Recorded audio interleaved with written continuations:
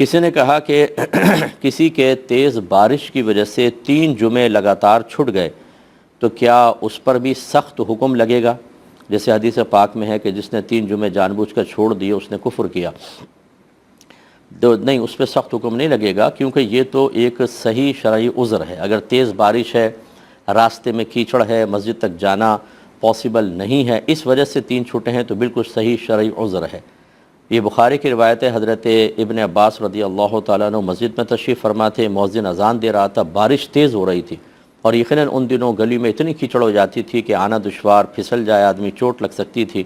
تو جب مؤذن حی علی الصلاح حی علی الفلاح پر پہنچا تو آپ نے اس کو فرمایا کہ تم بلند آواز سے کہو کہ اپنے گھروں میں ہی نماز پڑھ لیں، یہاں نہ آئیں.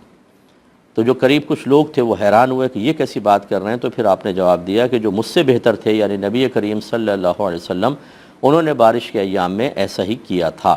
اس کا مطلب یہ ہوا کہ خود نبی کریم صلی اللہ علیہ وسلم کے دور مبارک میں سرکار نے تیز بارش میں صحابہ کو مسجد میں آنے سے روک دیا، کیونکہ اس میں بہہ سکتا تھا، سیلاب کا سا موقع، یا کیچڑ میں کوئی گرے گا، چوٹ لگے گی.